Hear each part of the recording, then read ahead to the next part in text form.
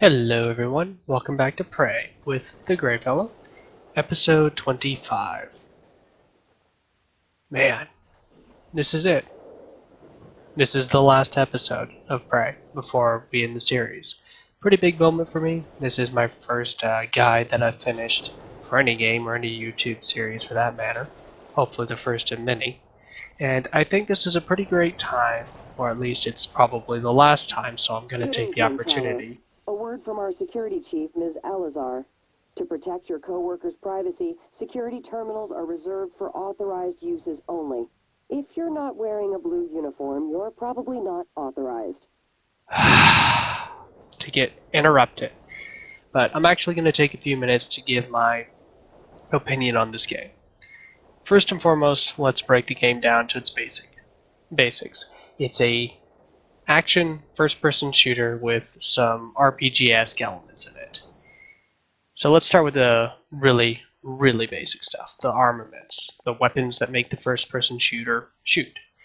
So we've got 11 weapons, 4 grenades, 1 melee weapon, 6 guns, and 1 joke weapon. And I gotta say, this is probably the weakest part of the game. Sorry, let me rephrase it. This is the weakest part of the game. The 6 weapons range from useful to why bother, right?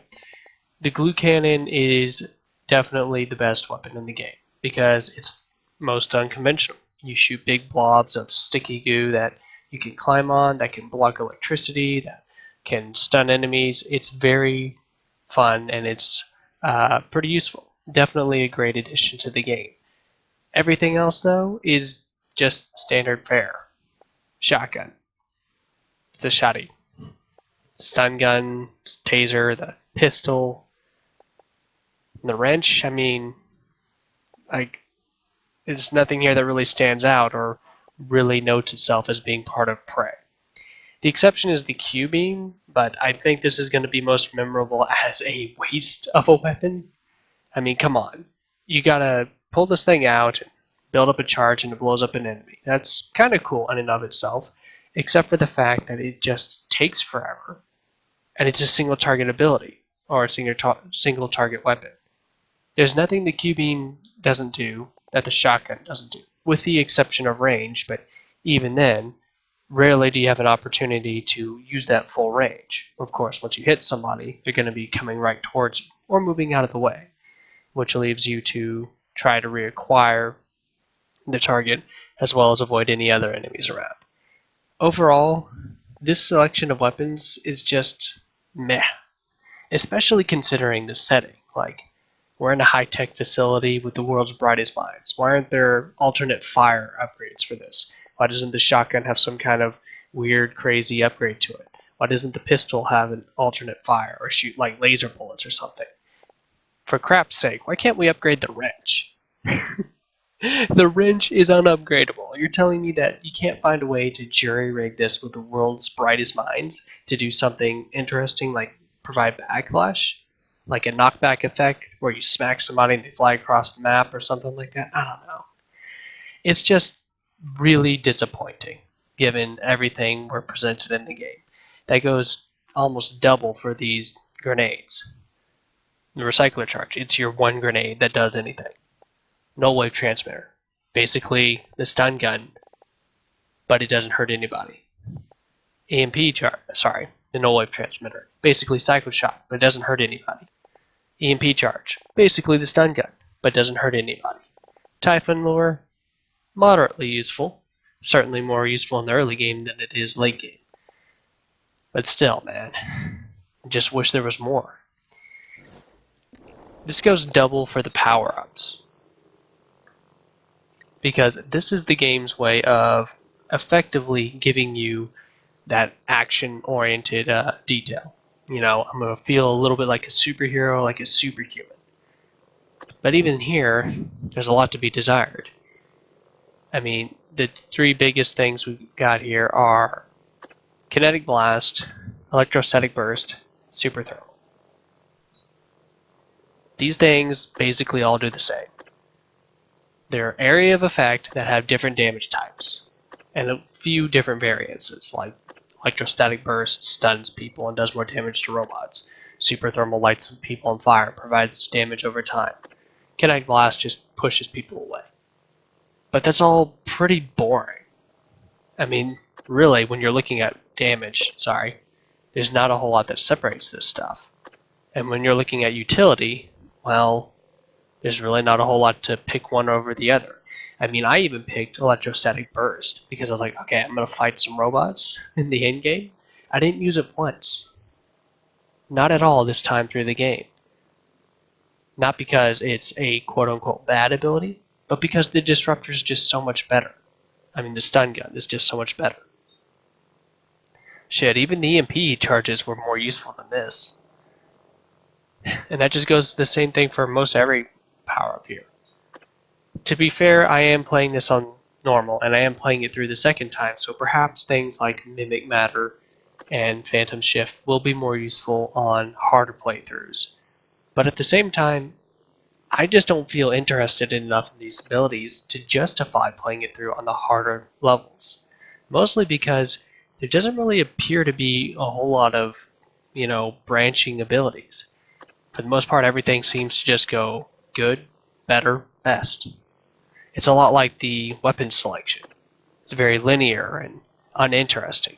Basically just maxing out the numbers and pushing your damage scales as high as they can go. I don't know, it's just super, super disappointing. And I feel honestly let down by this part of the game, especially considering this is the game's core function. Overall, I give it a 5 out of 10. Not very good. But that leaves the next two parts, which is level design / environment and the writing. Now the level design, I think I've made it pretty clear that my opinion of it, but I'll just go ahead and give it again. I love the level design. Like, let's just look at the VP office real quick. This looks pretty VP to me. We got the desk, the chairs, the books, personal assistant. I guess Asshat's not really here to show it off, but man, we have our own teleconference room. We have all of the tools here, we have a workbench and a private space. This feels good. Even though we can't really use a lot of this, it feels like it's a VP office, which really helps. Because this same kind of feeling is found pretty much everywhere in the environments. Engineering, the Arboretum, oh man, the Arboretum especially. And outside in space, nails it. Everything feels great. Not to mention the fact that the game really does live up to freedom of sorts. I know I said way back in the first episode the game has, 1 or 2 options on how to handle some things, most of the time 3. And that's fairly true when you've got an obstacle like getting access to a location. But in terms of handling combat in a situation where, for example, you come up on 4 or 5 enemies, you're low on supplies, and you need to take them all out, it does give you a lot of tools, a lot of environmental hazards, and a lot of freedom in how you deal with it. And I appreciate that, I really do. I wish more games did that, and just let you handle things as you see fit, and find as much fun, or the most efficient route as possible. So I give the level design and the environment a 10 out of 10. Yeah, I think it's that good. That leaves the writing. And the writing is definitely what anchors the game. As cool as this level design is, it's not a Skyrim. You're not going to get into Prey just to explore the game, just to see what's in the world, just to exist and be. Really, you're going to be playing this game for the writing. And the writing is exceptional. The side quests are written really well. The audio logs are written really well. The interactions between everyone feels genuine. And each character's personality feels distinct. That's pretty hard to do when you've got, I don't know, over, I want to say 3 dozen people speaking through audio logs, several dozen interactions, and especially given the fact that a lot of these interactions are optional. You don't have to save Igwa. You don't have to give Michaela her father's audio to listen to. You don't have to talk to Alex. You don't have to listen to January. You can do whatever you want. But since it's here, they took the time and the effort to make it good and worth listening to if you want to get it. I find that great. I really do. So for writing, I got to give it a 9 out of 10. The reason well, there's a few hiccups here and there. Sometimes the voice acting isn't the best. And occasionally it does feel like you're running around, doing some busy work here and there. But overall, it's pretty damn good. So we add all that up, we have 5 plus 10 plus 9 comes to 24. Divide that by those 3 categories, that averages out to 8 out of 10. Not the best game, but certainly a very good game. Of course, if you've watched all the way to this point, you probably know whether you want to play it, or whether you just want to watch it, or whether you don't want to waste your time with it. So those are my final thoughts on Prey. From here on out, we go to finish the game. I'm not going to talk anymore. I'm just going to let everything play out, and we're going to see what happens when this Morgan makes his choice. Scanning target Typhon material inconclusive. Logging.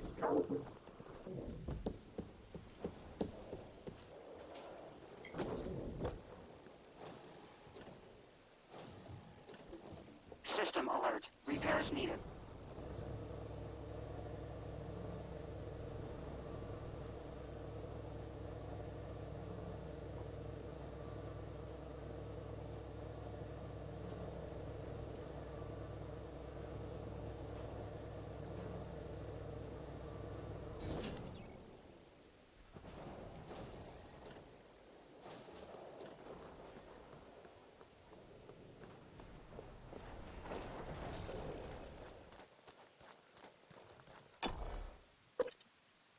Detected.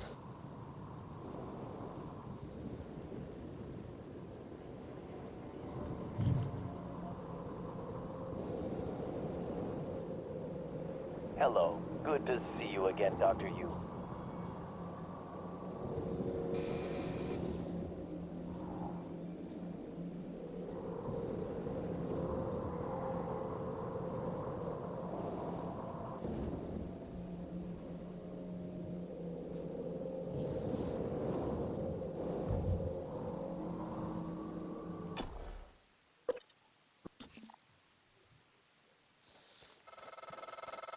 Morgan, Igwe, what's the update on our patient? Commander Dahl is making a speedy recovery, and we are making our way to the shuttle bay.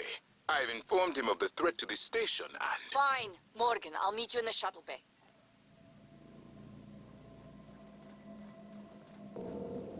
What the hell have you done? I simply acted on Morgan's orders. Nonsense. You're a machine. An ill-conceived one. Morgan would never... You tricked him. Morgan, Who programmed I you? don't know if you've seen, represent the but there desires is of Morgan alien Yu. matter ripping Since through the January hull. 12, You have to 2035. move.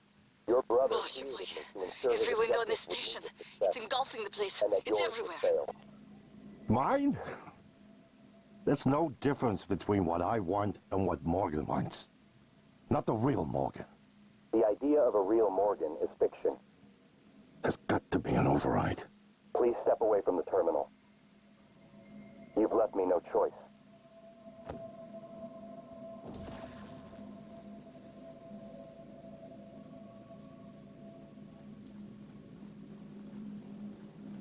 I'm sorry, Morgan.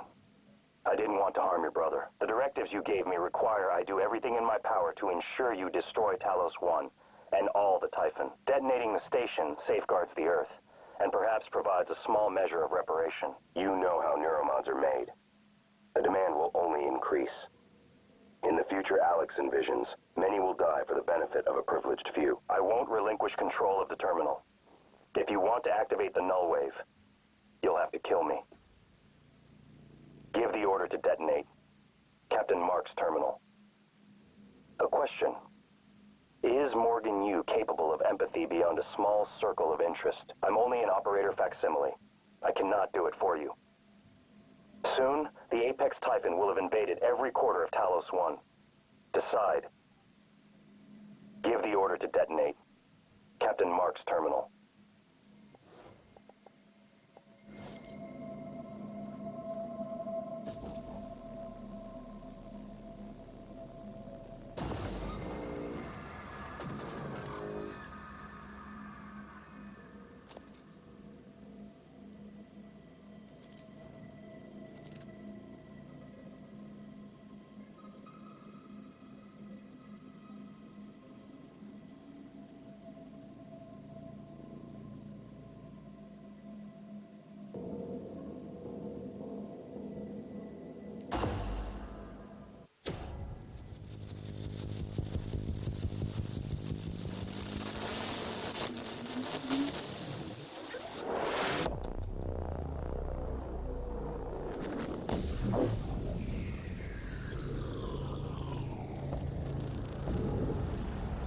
What is a neuromod? Well, it's both an easy answer and a complicated one at the same time. It is the future, today. More importantly, our past, today. This is the work TranStar does. Every employee working together. It's immortality, and it is beautiful.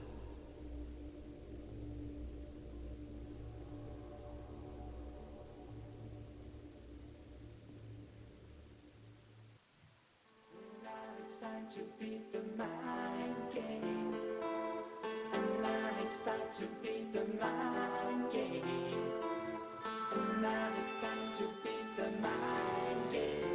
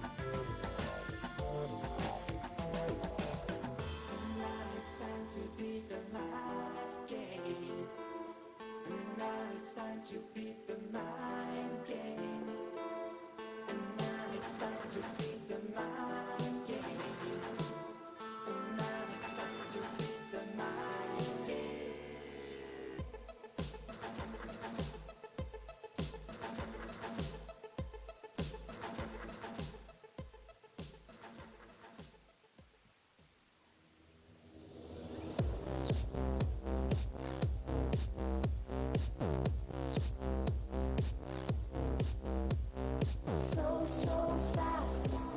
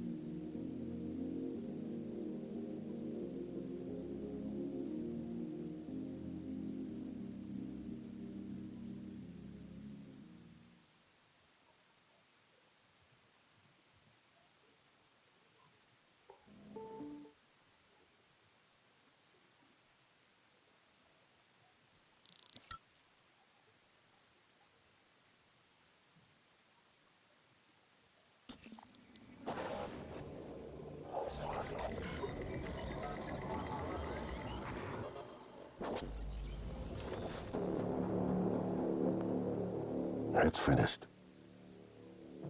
How did it do? Activation of the mirror neurons is promising. Empathy quotient shows to be exceptionally high.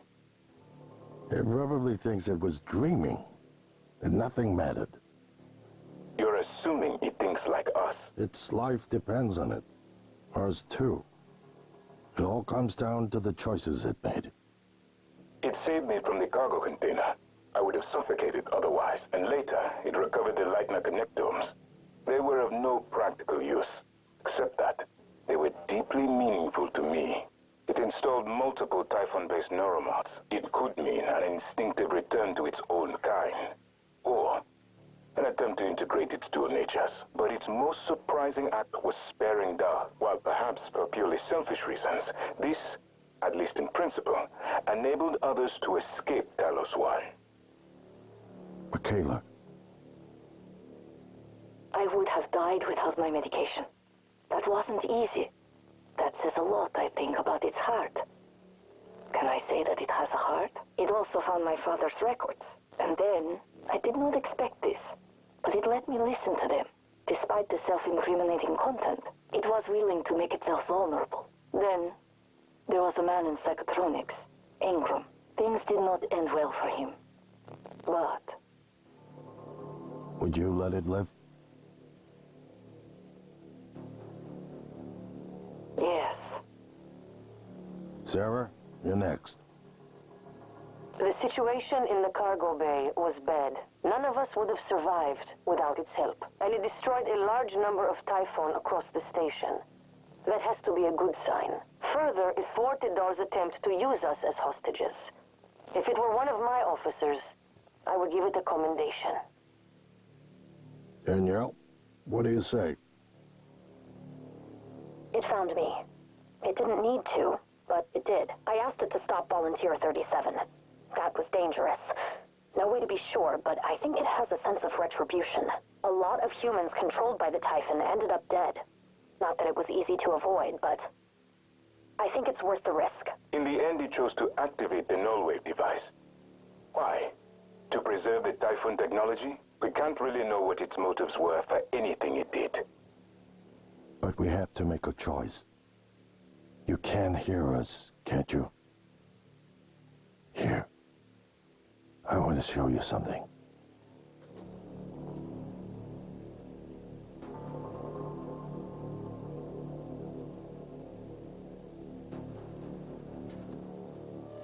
What you experienced was a reconstruction based on Morgan's memories.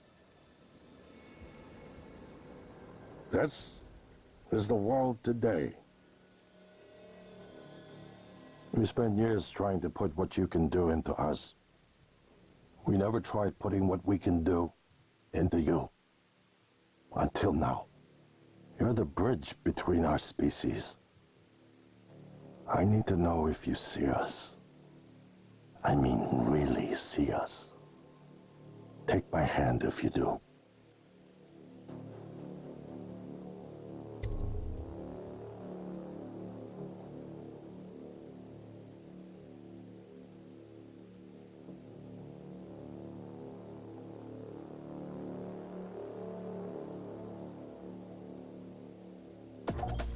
We're gonna shake things up, like old times.